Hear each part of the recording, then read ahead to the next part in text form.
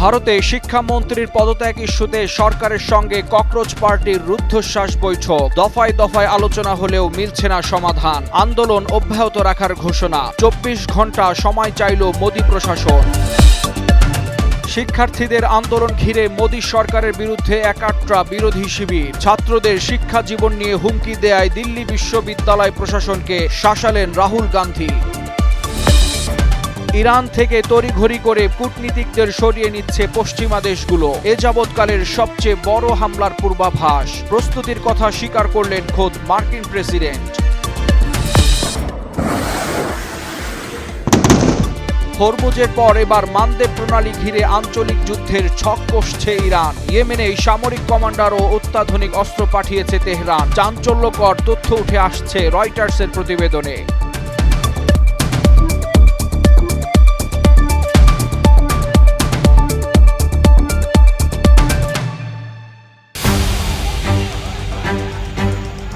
NEET প্রশ্নফাঁসের ঘটনায় কেন্দ্রীয় শিক্ষামন্ত্রী ধর্মেন্দ্র প্রধানের পদত্যাগের দাবিতে আন্দোলনরত ককরোচ জনতা পার্টি সিজিপির সঙ্গে ফের বৈঠকে বসেছে ভারত সরকার। তবে দ্বিতীয় দফার এই বৈঠকেও নিজেদের প্রধান দাবি থেকে সরে আসেনি সংগঠনটি।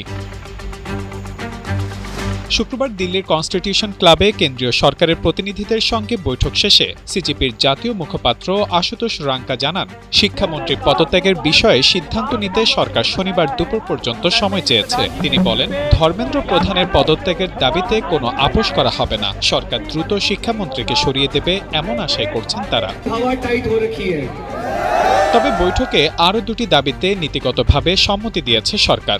নিট প্রশ্ন ফাঁসের ঘটনায় আত্মহত্যা করা শিক্ষার্থীদের পরিবারকে ক্ষতিপূরণ এবং আন্দোলনরত শিক্ষার্থীদের বিরুদ্ধে দায়ের করা এফআইআর ও আইনি মামলা প্রত্যাহারে সরকার নীতিগতভাবে সম্মত হয়েছে বলে জানিয়েছে সিজেপি। তবে সংগঠনটির মূল দাবি এখনও পূরণ হয়নি। পদত্যাগ করতে হবে শিক্ষামন্ত্রী ধর্মেন্দ্র প্রধানকে। এর আগে মধ্যরাতে এক ভিডিও বার্তায় প্রশ্নফাঁস ঠেকাতে কঠোর আইন প্রণয়নের ঘোষণা দেন প্রধানমন্ত্রী নরেন্দ্র মোদি। দ্রুত বিচার নিশ্চিত করতে ফাস্ট ট্র্যাক কোর্ট এবং কঠোর শাস্তির বিধান রেখে একটি খসড়া বিল আনার কথাও জানান তিনি।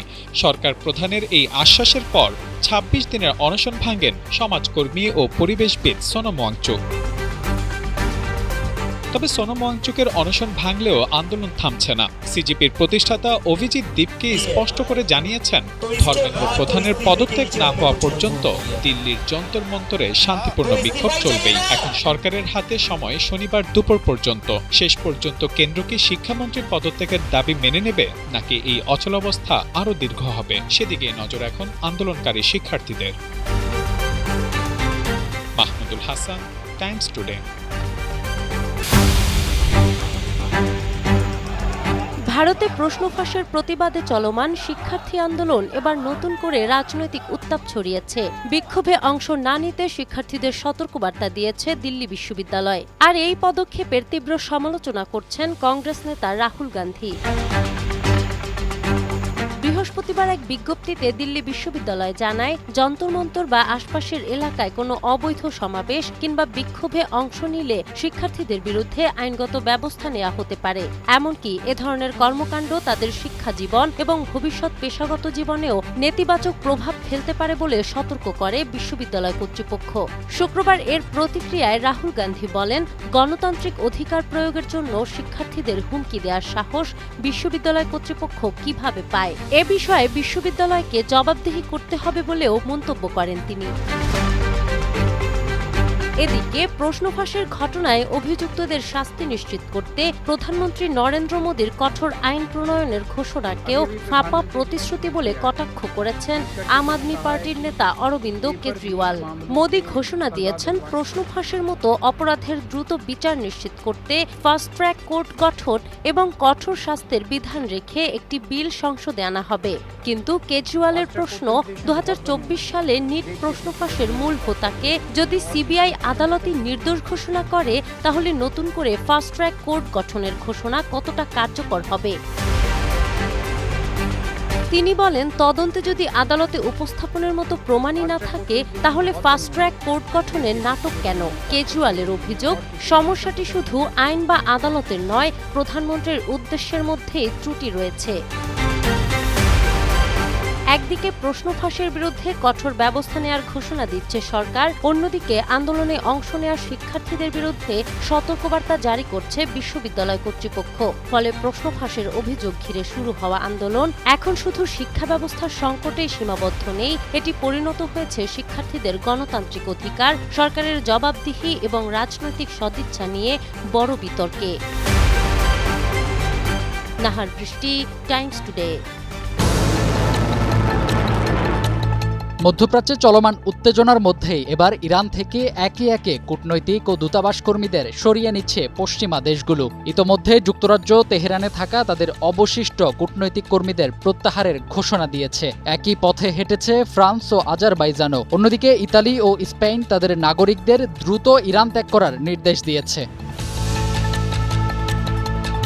পশ্চিমা দেশগুলোর সাম্প্রতিক এই পদক্ষেপকে ইরানের বিরুদ্ধে সম্ভাব্য বড় ধরনের মার্কিন সামরিক অভিযানের পূর্বাভাস হিসেবে দেখছেন বিশ্লেষকরা। তাদের মতে কোনো দেশে বড় ধরনের সামরিক অভিযান কিংবা আঞ্চলিক যুদ্ধের আশঙ্কা দেখা দিলে প্রথমেই কূটনৈতিক কর্মীদের সরিয়ে নেওয়া হয়, কারণ সংঘাত শুরু হলে দূতাবাস ও বিদেশি নাগরিকদের নিরাপত্তা নিশ্চিত করা কঠিন হয়ে পড়ে। এদিকে উদ্ভূত পরিস্থিতিতে ইরানে এযাবৎকালের সবচেয়ে বড় হামলার প্রস্তুতির কথা জানিয়েছেন খোদ মার্কিন প্রেসিডেন্ট ডোনাল্ড ট্রাম্প। সংবাদ মাধ্যম অ্যাক্সিওসকে দেয়া এক সাক্ষাৎকারে তিনি জানান, সম্ভাব্য এই অভিযান অতীতের যে কোনো অভিযানের চেয়েও বড় হতে পারে। এমনকি যদি এই অভিযান পরিচালিত হয় তাহলে তা অপারেশন এপিক ফিউরির চেয়েও ভয়াবহ পরিণতি ডেকে আনতে পারে। আর এই সামরিক হামলার বিষয়টি গুরুত্বের সঙ্গে বিবেচনা করছে ওয়াশিংটন। এ সময় ট্রাম্প আরও দাবি করেন, ইরান আলোচনায় আগ্রহ দেখালেও এখনও কোনো সমঝোতায় পৌঁছাতে প্রস্তুত নয়। একই সঙ্গে তিনি বলেন, প্রয়োজন হলে ইসরায়েলও দ্রুত নতুন সামরিক অভিযানে যোগ দিবে। ফলে কূটনীতিকদের প্রত্যাহার, যুদ্ধের প্রস্তুতির ইঙ্গিত এবং ব্যর্থ কূটনৈতিক প্রচেষ্টার মধ্যে মধ্যপ্রাচ্যে নতুন করে বড় ধরনের সংঘাতের আশঙ্কা আরও জোরালো হয়ে উঠছে। ফাহিম হৃদয়, টাইমস টুডে। হরমুজ প্রণালীকে কেন্দ্র করে তৈরি হওয়া পারস্য উপসাগরের উত্তেজনা এবার নতুন করে ছড়াচ্ছে লোহিত সাগরেও। ইরান থেকে ইয়েমেনে ইসলামিক রেভলিউশনারি গার্ড কর্পস আইআরজিসির কমান্ডার, সামরিক উপদেষ্টা এবং ক্ষেপণাস্ত্র ও ড্রোন সম্পর্কিত সরঞ্জাম বিমানযোগে পাঠানোর চাঞ্চল্যকর দাবি করেছে রয়টার্স।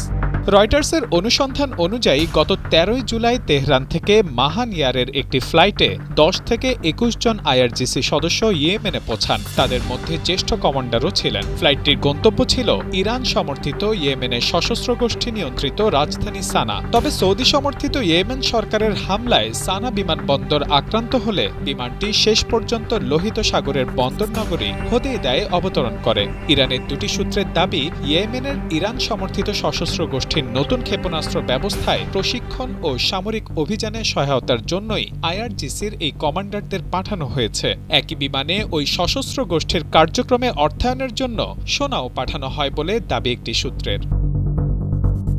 ইয়েমেন সরকারের তথ্য ও সম্প্রচার মন্ত্রীও গোয়েন্দা তথ্যের বরাত দিয়ে আইআরজিসির সদস্য ও সামরিক সরঞ্জাম পাঠানোর বিষয়টি নিশ্চিত করেছেন। নিরাপত্তা বিশ্লেষক মোজাহেম আল সালুমের দাবি, পাঠানো সরঞ্জামের মধ্যে স্বল্প ও মধ্য পাল্লার ক্ষেপণাস্ত্র এবং ড্রোনের বিভিন্ন যন্ত্রাংশ থাকতে পারে। তবে ইরান ও ইয়েমেনের ইরান সমর্থিত সশস্ত্র গোষ্ঠী এই অভিযোগ অস্বীকার করেছে। ইরানের দাবি, 13 জুলাইয়ের ফ্লাইটটি মূলত ইরানে আয়াতুল্লাহ আলী খামিনির জানাজায় অংশ নেওয়া ইয়েমেনি প্রতিনিধি দল ও চিকিৎসা শেষে ফিরে যাওয়া ইয়েমেনি নাগরিকদের বহন করছিল। সশস্ত্র গোষ্ঠীটির এক কর্মকর্তা দাবি করেছেন, বিমানের সব যাত্রী ছিলেন বেসামরিক।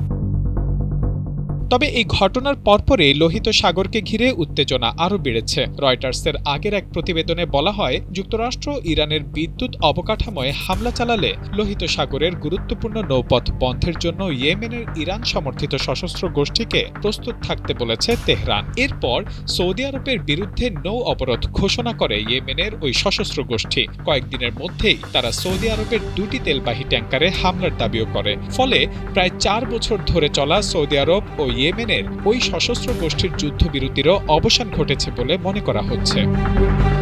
লোহিত সাগর ও বাহবাল মান্দাব প্রণালী বিশ্বের অন্যতম গুরুত্বপূর্ণ বাণিজ্য পথ। এই অঞ্চলে ইয়েমেনের ইরান সমর্থিত সশস্ত্র গোষ্ঠীর ক্ষেপণাস্ত্র ও ড্রোন সক্ষমতা বাড়লে তা শুধু ইয়েমেন বা সৌদি আরবের জন্যই নয়, বরং হরমুজের পর এবার আন্তর্জাতিক নৌ চলাচলের জন্য নতুন ঝুঁকি তৈরি করতে পারে। তবে ইরান সত্যি আইআরজিসি কমান্ডার ও সামরিক সরঞ্জাম পাঠিয়েছে কিনা তা এখনো স্বাধীনভাবে নিশ্চিত হওয়া যায়নি। কিন্তু একই সময় ইরানের কথিত সামরিক সহায়তা, সৌদি আরবের বিরুদ্ধে ইয়েমেনের ওই সশস্ত্র গোষ্ঠীর নতুন হামলা এবং লোহিত সাগরের নৌপথ বন্ধের হুমকি সব মিলিয়ে মধ্যপ্রাচ্যের সংঘাতে ইয়েমেন ও লোহিত সাগর নতুন করে গুরুত্বপূর্ণ ফ্রন্ট হয়ে উঠছে। Mahmudul Hasan, times today. Cockroach जनता पार्टी का जो प्रोटेस्ट है जंतर मंतर पर वो वैसे ही चलता रहेगा जब तक धर्मेंद्र प्रधान इस्तीफा नहीं देते। फास्ट ट्रैक कोर्ट और कठोर सजा के प्रावधान के साथ का ये मुसद्दा कल कैबिनेट में चर्चा होगी। ভারতে প্রশ্নফাঁস ইস্যুতে গভীর রাতে লাইভে এসে চলমান বিক্ষোভের মুখে কঠোর আইন প্রণয়নের ঘোষণা দিয়েছেন প্রধানমন্ত্রী নরেন্দ্র মোদী। তার ঠিক পরেই ২৬ দিনের অনশন ভাঙেন সমাজকর্মী ও পরিবেশবিদ সোনম ওয়াংচুক। তবে ককরোচ জনতা পার্টির প্রতিষ্ঠাতা অভিজিৎ দীপকে ঘোষণা দিয়েছেন ধর্মেন্দ্র প্রধানের পদত্যাগ না হওয়া পর্যন্ত যন্তর মন্তরে শান্তিপূর্ণ বিক্ষোভ চলবেই। বৃহস্পতিবার গভীর রাতে সামাজিক যোগাযোগ মাধ্যম এক্সে প্রকাশিত ভিডিও বার্তায় মোদি জানান, প্রশ্ন ফাঁসের মতো অপরাধ দমনে কঠোর আইন প্রণয়নের বিষয়ে শুক্রবারের কেন্দ্রীয় মন্ত্রিসভার বৈঠকে আলোচনা হবে। দ্রুত বিচার নিশ্চিত করতে ফাস্ট ট্র্যাক কোর্ট গঠন এবং কঠোর শাস্তির বিধান রেখে একটি খসড়া বিলও উপস্থাপন করা হবে। মোদি বলেন, প্রশ্নফাঁস কোনো সাধারণ অপরাধ নয়, এর সঙ্গে লাখো শিক্ষার্থী ও তাদের পরিবারের স্বপ্ন ও পরিশ্রম জড়িত। গত ২.৫ মাসে এই ঘটনায় অভিযুক্তদের গ্রেপ্তার করা হয়েছে বলেও জানান তিনি। তার দাবি, শিক্ষার্থীদের একটি শিক্ষাবর্ষ নষ্ট না করতে প্রায় ২২ লাখ শিক্ষার্থীর পরীক্ষা সম্পন্ন ও ফল প্রকাশ করা হয়েছে। এর মধ্যেই সরকারের আশ্বাস পাওয়ার পর গুরগাঁওয়ের মোদান্তা হাসপাতালে অনশন ভাঙেন সোনম ওয়াংচুক। কেন্দ্রীয় মন্ত্রী জেপি নাড্ডা ও জিতেন্দ্র সিং এবং লাদাখের এপেক্স বোর্ডের নেতাদের উপস্থিতিতে তিনি এই সিদ্ধান্ত নেন। ওয়াংচুক জানান, দীর্ঘ আলোচনার পর এবং সম্ভাব্য সহিংসতার আশঙ্কা বিবেচনায় নিয়ে তিনি অনশন প্রত্যাহার করেছেন। একই সঙ্গে সবাইকে শান্ত থাকার আহ্বান জানান তিনি। তবে তার অনশন ভাঙলেও আন্দোলন থামছে না। ওয়াংচুকের আত্মত্যাগের প্রশংসা করে ককরোচ জনতা পার্টির প্রতিষ্ঠাতা অভিজিৎ দীপকে ঘোষণা দিয়েছেন, ধর্মেন্দ্র প্রধানের পদত্যাগ না হওয়া পর্যন্ত যন্তর মন্তরে শান্তিপূর্ণ বিক্ষোভ চলবে। Mahmudul Hasan, Times Today. সোনম ওয়াংচুক অনশন প্রত্যাহার করলেও থামছে না প্রশ্ন ফাঁস বিরোধী আন্দোলন। কেন্দ্রীয় শিক্ষামন্ত্রী ধর্মেন্দ্র প্রধানের পদত্যাগ সহ ৩ দফা দাবিতে আন্দোলন চালিয়ে যাওয়ার ঘোষণা দিয়েছে ককরোচ জনতা পার্টি সিজেপি।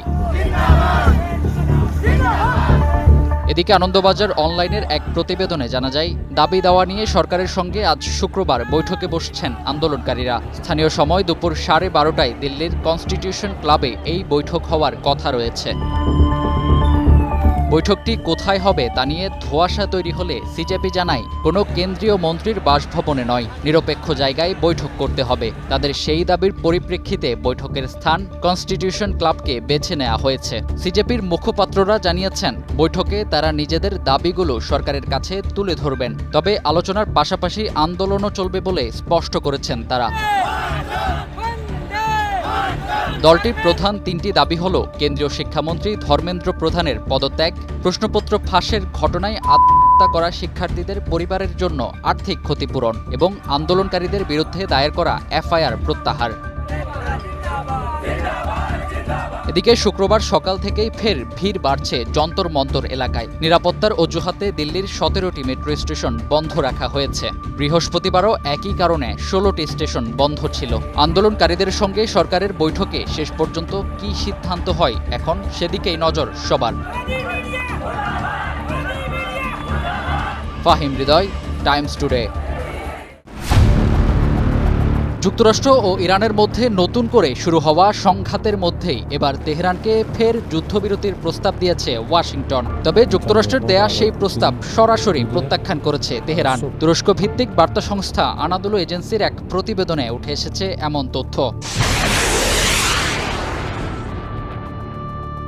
প্রতিবেদনে বলা হয়েছে, হোয়াইট হাউসে প্রেসিডেন্ট ডোনাল্ড ট্রাম্পের সঙ্গে বৈঠকের পর তেহরান সফরে গিয়ে ইরাকের প্রধানমন্ত্রী আলী আল জাইদি মার্কিন প্রস্তাবটি ইরানি শীর্ষ নেতৃবৃন্দের কাছে তুলে ধরেন। তবে হরমুজ প্রণালীর নিয়ন্ত্রণ ও নিরাপত্তা নিয়ে গুরুত্বপূর্ণ বিষয়গুলোতে কোনো স্পষ্ট সমাধান না থাকায় প্রস্তাবটি গ্রহণযোগ্য বলে মনে করেনি ইরানি কর্মকর্তারা।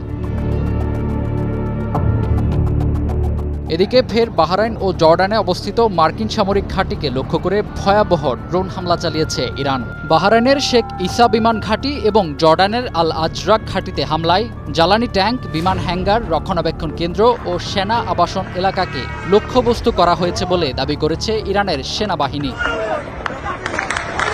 অন্যদিকে যুক্তরাষ্ট্র ইরানের বিভিন্ন সামরিক ও কৌশলগত স্থাপনায় ধারাবাহিক হামলা অব্যাহত রেখেছে।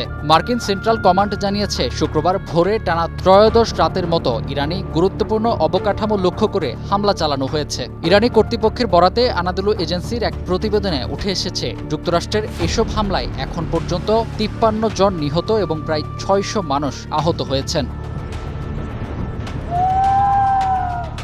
এমন পরিস্থিতিতে আবারও হুঁশিয়ারি দিয়েছেন ইরানের পররাষ্ট্রমন্ত্রী আব্বাস আরাকচি। যুক্তরাষ্ট্রের পক্ষ থেকে ইরানি সম্পদ বাজেয়াপ্ত করে সম্ভাব্য ক্ষতিপূরণ দেওয়ার পরিকল্পনার সমালোচনা করে তিনি বলেন, অন্য কোনো দেশের রাষ্ট্রীয় সম্পদ জব্দ করা আন্তর্জাতিক ব্যবস্থার জন্য বিপজ্জনক নজির তৈরি করবে। তার ভাষায়, এ ধরনের পদক্ষেপ ভবিষ্যতে বৈশ্বিক অস্থিতিশীলতা ও আরও বড় ধরনের সংকটের জন্ম দিতে পারে।